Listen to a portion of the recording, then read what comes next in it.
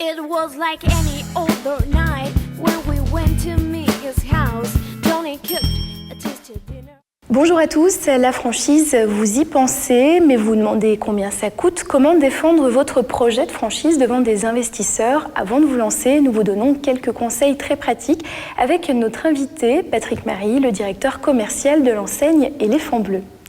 Bonjour, Patrick Marie, Éléphant Bleu, votre enseigne existe depuis 1987 et va fêter donc très prochainement ses 25 ans. C'est dire si votre concept a eu le temps de se roder. Mais au départ, comment sait-on que l'on est prêt à se lancer en franchise? Je pense qu'on ne le sait pas au départ. On crée une activité, un concept, on le développe pour soi-même d'ailleurs au départ. Et ensuite, en fonction de son projet de développement global, on se dit qu'il faut s'appuyer sur des ressources financières externes. Et la meilleure façon de faire un développement exponentiel, c'est effectivement de se lancer dans la franchise, puisque par le biais des franchisés, vous pouvez multiplier vos différents points de vente d'une façon rapide. Donc première chose, il faut posséder plusieurs points de vente en propre, ce qu'on va appeler par exemple des pilotes. Ça va être très difficile de se lancer si on n'a pas ces premières boutiques pour ensuite convaincre des franchisés d'adhérer au réseau. Il est très difficile aujourd'hui de vendre un concept uniquement sur une plaquette commerciale. Je pense que les investisseurs ou que ce soit les banquiers, ils souhaitent avoir une expérience, que vous ayez une expérience dans le métier et dans la gestion de ce concept. Donc il est indispensable d'avoir des pilotes, de les tester, d'apprendre le métier que vous allez demain vendre ou proposer aux franchisés pour que votre crédibilité soit totale et que vous puissiez être suivi dans votre aventure. Et puis ensuite, on y revient toujours, c'est la question financière. Donc il faut avoir de bonnes assises financières pour pouvoir se lancer en franchise. Donc au départ, déjà, il faut avoir les moyens financiers de créer ces pilotes. Et une fois qu'on a créé ces pilotes, il faut bien sûr garantir quelque part la réussite du développement. Par contre, les assises financières, forcément, vous allez les chercher auprès des organismes financiers qui vont vous aider à développer votre concept. Alors justement, ces organismes financiers, ces banquiers, ces investisseurs, comment est-ce qu'on va les convaincre d'adhérer au projet? Déjà sur l'expérience, c'est-à-dire que à la suite d'un certain nombre de bilans que vous allez leur proposer et leur montrer sur les activités pilotes, ils vont déjà être rassurés sur la rentabilité de votre concept. Donc, comme on l'a dit, c'est pas possible de faire un développement en franchise sans pilote, puisque avec ces bilans montrés au banquier, le banquier va avoir une certaine sécurité, va être rassuré sur le fait que le concept a une durabilité dans le temps. Il faut également convaincre le banquier que vous êtes capable de faire le transfert du savoir-faire au franchisé, ce qui est important, puisque le franchisé lui-même va investir pour vous, et lui, ce qu'il veut, c'est avoir une garantie sur le retour sur investissement.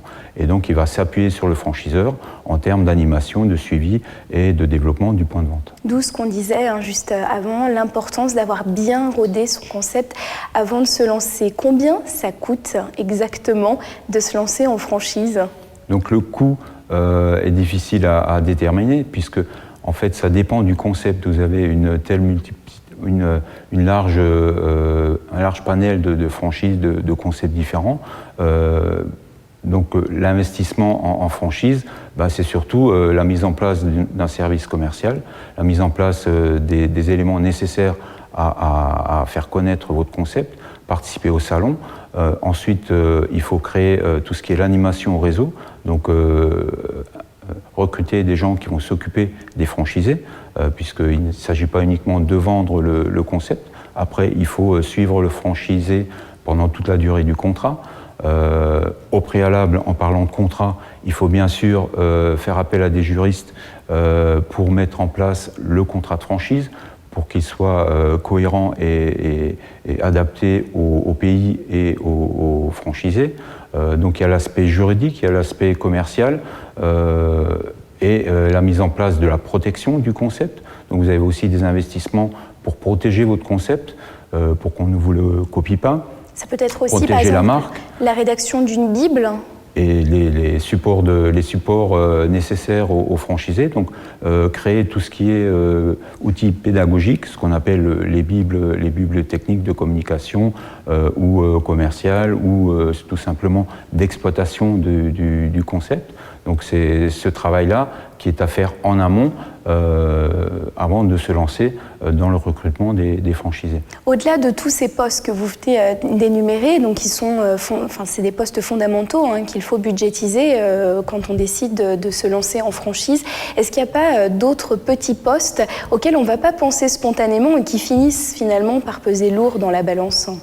Ce qui intéresse après le franchisé, c'est d'avoir une notoriété. Donc pour créer de la notoriété, vous avez tout l'aspect communication qui va prendre